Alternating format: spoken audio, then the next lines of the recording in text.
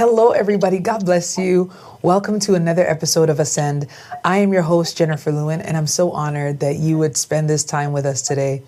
I am extremely excited today because I have an amazing guest all the way from Calgary, Alberta, who is joining us today to share her story, to testify, to strengthen and uplift you, to encourage you in your faith, to let you know for certain that your God, He is fighting for you and that He is with you. And there is absolutely nothing that you are going through at this present moment in time that He cannot deliver you from. So would you help me welcome the one and only prophetess Nicole Raggutte? Hey, hello, good Thank you morning. so much for being with us today. Thank you for having me. And I want you to feel free, woman of God, to just share and minister today, because I know that there is someone who is watching right now who needs to hear directly from you. Mhm. So you are welcome. You are welcome. Amen. Thank you so much. Thank you. Absolutely. So if I would begin with anything, I would actually just start with your testimony, your original salvation testimony. Where and when did you encounter God for the first time? Wow, for the first time. I believe, honestly, I was 5 years old, and I remember my mother reading me this story from the Bible. She started, of course, with the beginning, and I remember asking her, Mommy, how did God get there? And she just said, He always was. He was always there. So I'd always believed that He was real. I always believed that about Jesus and that Jesus came for us. However, that's not how the journey actually had happened. Mhm. There was a lot of generational issues with our family, and it really wasn't until I got into my early 30s that I Mhm. really came to know Him. I had a life-changing encounter. He met me face to face, and told me who He created me to be, Wow. and that everything that I'd ever gone through was for a purpose, and it was all for His glory. And I've been living every day since that moment, in the light of that encounter. It's changed Take me. us through the journey, woman of God, because sometimes people see you, they'll see you up there preaching, they'll see you prophesying, and they think that that just happened overnight, Mhm. but they have no idea of the process that God has brought you from. Share a little bit about your testimony. Well, that's I don't want to take monopolize all of the time, Oh, but no, I was go just ahead, take your right. liberty. So I was born in Scarborough, Ontario, to parents. My dad was an iron worker. My mother was a nurse. I had an older sister and a younger brother. We lived in a place called Mornell Court, um, in Scarborough. And I actually had the privilege, after not being in Toronto for over 40 years, to go back and see that place. Well, Wow. as it turned out, my dad was an alcoholic. His dad was an alcoholic. All his brothers were alcoholics, Mhm. and they always had a way with they liked little girls all the time, and so we were abused, both myself and my sister.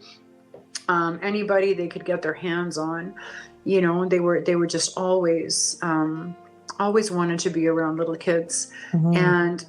And so I was about 8 years old, and my parents had, in 78, they moved out to Alberta. They moved out to Calgary, for work, I'm guessing.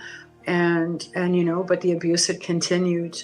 I continued right until I was about 11 years old. And it was at that time that, my mother had got wind again of what had gone on. I mean, there was understanding that this was happening, and there was promises that it would never happen again, but it continued. So she made the decision, and she left him. And when she left him, she had, I think she had to really process everything, and she had to try to figure out what her next move was. So she thought, Right. well, I'll just send my children to be with my older sister, who lived in Trenton, Ontario. So my brother and I was 11, and my brother just a couple years younger than myself. My sister she was about 9 years older than myself. She had already gone on and was living her life. And So we went to go live with my mother's older sister and her husband, and another a cousin that was there. And so, but the abuse started all over again because her husband was also abusing as well. Oh And no. so it just continued. It So it's continued almost like for, you ran out of the pot into the fire. right. So she thought Wow. she was protecting us, by getting us away from, and that was my biological dad, from getting us away from him. Not even understanding that, that she was putting us into another bad situation. And that was hard as a young kid. We don't even understand, I think, in those moments, how that affects us, in the future. Mhm. And so we had that whole year, and we were brought back to our mother, about a year later. So let me you ask know you a question. Mhm. When this abuse started again, how did you communicate it to your mom? There was, we don't tell, right? You just don't tell. Don't tell anybody. You don't want to get in trouble. There's always, and I remember even the same thing with my father. He used to tell me that, you don't tell anybody. Here's some money, just be quiet. Hmm. Don't say anything. Here's some money. And for a little kid, and you've got, I don't know, maybe $30-$40 back in the late 70s. That's a That's lot a of lot of money. money. That's a lot of money Mhm. for a kid, you know. And I never looked at those things. I remember I had told her a few times. Um, Nothing ever came out of it. The abusers, they always said, "Oh, we'll stop. We won't do it again." And then it always just started again. It always just started again. So I was there. I was just stuck, and I was a kid, Mhm. and nobody heard me. Hmm. Wow. So when you were now living at this other location, how long after before you went back to be with your mom? It was a year. We were there Okay. for a full year. I remember coming back, and like after the school had let out, for the summer, and we came back, and mom she had an apartment now. So we had a house before, a big house, but now she had an apartment. There was no contact with my father. My mother was working. She worked two jobs. She was a nurse, and she worked at a retail store. She just always worked so hard. Yeah. Yeah. And I commend her for, taking the bold step to actually leave, because Mm-hmm. a lot of people, they're trapped because of their circumstance and they feel like I actually can't do this by myself, so I have to stay. So I commend your mom for, the bravery to actually take a step and say, you know what, I have to do what it takes to protect my children. Go on, woman of God. Yeah. And it's hard. And when we think about, those were times where there was not a lot of single parentedness. Hmm. There was not a lot of single parentedness, and people needed to have, that other income, right? And it's, when we think about it even now, nobody wants to raise a child on their own, or children True. on their own. It's difficult. It's not It just is. the financial part of it. It's the whole, children need both parents. Yeah. Children need both parents. So here we come back to Calgary, and I was 12 years old, 12 and a half, you know, and already the signs of of being a bad kid are there. Bad behavior. Hmm. I've bad behavior, and I don't want to listen. I want to do my own thing. I want to stay out as late as I want to. I don't want to follow any rules. I was very disobedient and so disrespectful to her, so often, and she didn't know what to do. Hmm. She didn't know what to do. Had put me in. I was back in school, in junior high school, and I didn't want to finish school. I hated school. Um, I wanted to be out. I started, even at the age of about 13, 14, doing drugs. Wow. Started to do drugs, and we can just see how, trauma can affect somebody. So these were the behaviors that were manifesting Yeah. from the abuse of all these years. Mm-hmm. And it took a lot of time to, to even understand myself how all of those behaviors had come into place. Wow. Even at 13, as early as 13, drugs. Imagine. Mm-hmm. Wow. Because at 13, you're still a child. Still a baby. Yeah, Mm-hmm. still a child. And so you went on to high school. No, Did you? You didn't go to high school. Oh, wow. I didn't So go you to high just school. stopped going to school. So from grade 8, Wow. I stopped, and I started working the streets of Calgary Yeah. as a prostitute. Mm-hmm. And at about the age of 15, so I spent from 13 to about 15, I just was everywhere, scotting on places. Sometimes I would be home, sometimes I wouldn't be home. Mm-hmm. But prostitution really didn't kick in till about 15, I would say. Mm-hmm. And then Now, is once that something you were forced into, like trafficked into, or it's something you wanted to explore at the time? I think I was manipulated into that mostly because I didn't want to go home. Yeah. I didn't want to be with my mom. I didn't want to be with my brother. I wanted to live my own life. I thought I could do everything. I thought that I had it all together. Mm-hmm. And just to see how God moves through you so mightily today, to even really get more of an understanding of where you're coming from. Amazing grace, and how he transformed you and turned your life around. Mm-hmm. Amazing. Take us through some of your early 20s and those early adult years.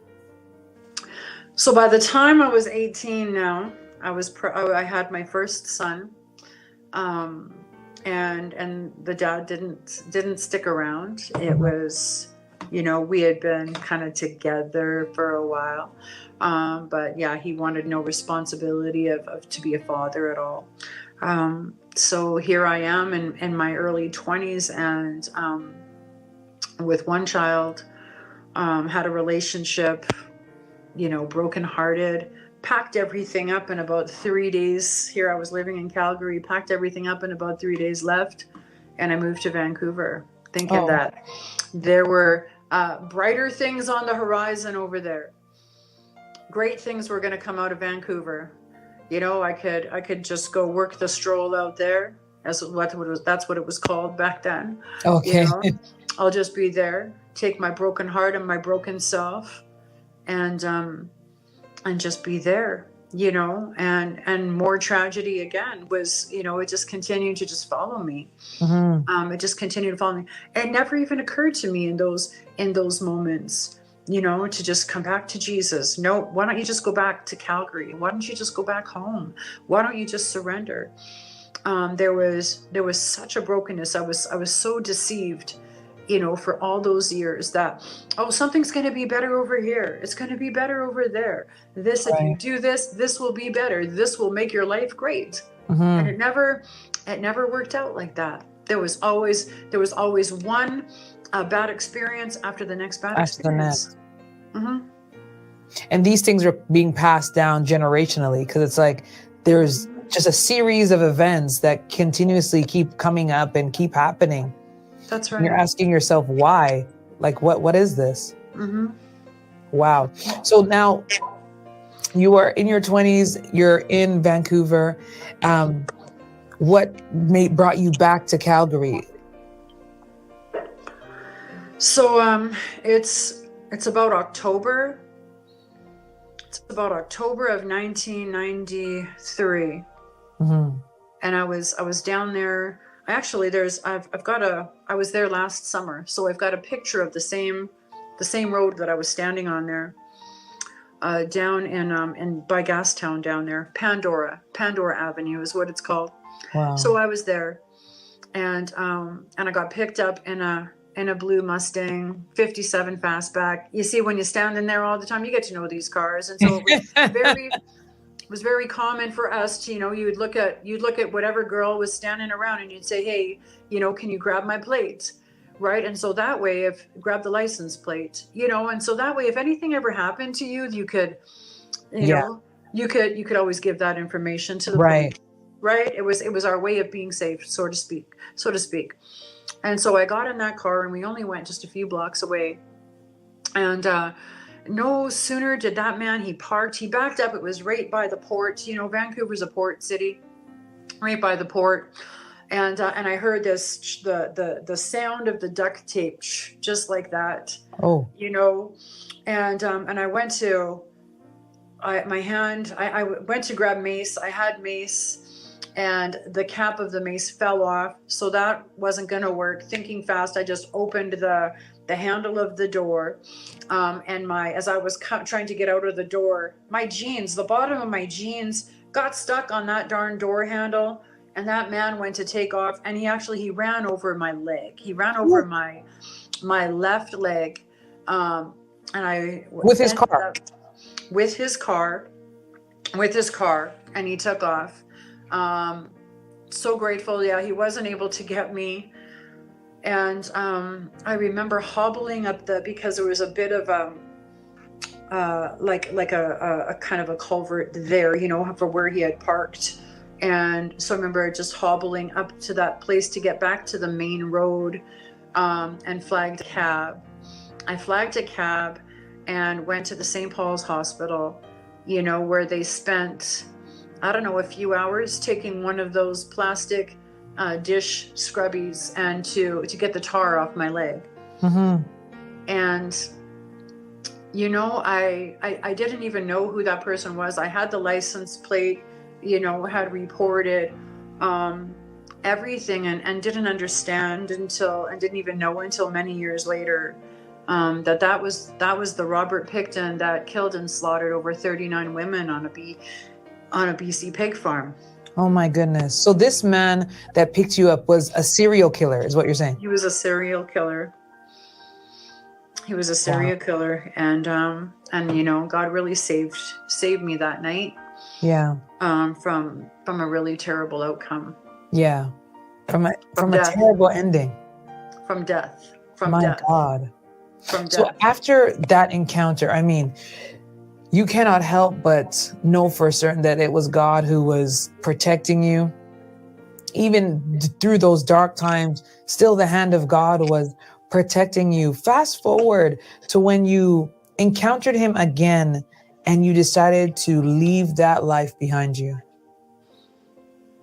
Yeah, I remember when I was done. I'd come back to Calgary to be with family.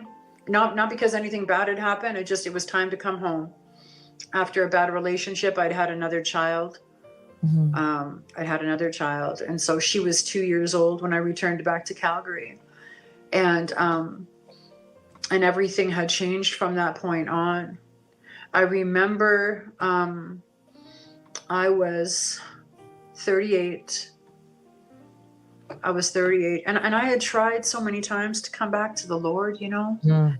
I tried so many times, and but I'd get up and I'd fall down again. I'd get up and I just fall down. Mm-hmm. But this one time I really heard him really clearly. I was pregnant with our last child. So I was 38, and the Lord, I was going to have an abortion because I felt that, I'd already done so many wrong things, and I didn't know how to fix it, and I didn't want to bring another child into this world, So here I was, and the Lord said, "This child will be a blessing." Wow.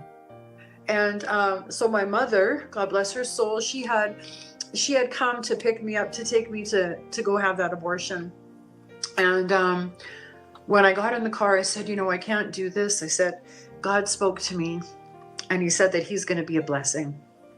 And she's like, "Oh, thank God we were praying for you." What a beautiful lady. She was just trying to support you in any way possible. As it turned out, that they had spent many weeks, she was in a prayer group. She was with a bunch of other ladies, and she kept praying for me. And I believe that it was because of her prayers that she had continued to just believe, amen, that I would have another encounter with him. And that's what it took. I had that one touch encounter, and it changed everything. and I haven't looked back since. Honestly, we're just going to stick a pin right here before we move on, because I definitely want Minister Prophetess Nicole to have a few minutes to minister to those who are watching. So we're going to have her minister to you all in part 2 of this amazing testimony. To be honest, Prophetess, I have not heard, I don't think, anything like this with my own 2 ears. I give God the glory for where he has brought you from. But before we go, I just want to say to those who are watching, be sure to tune in to next week's episode, because you do not want to hear about the specifics of God's transforming power that literally brought this woman off of the streets into his glorious kingdom. And not just into his kingdom, but also preaching the gospel under the power of the Holy Ghost. You don't want to miss it. Until next time, keep going higher.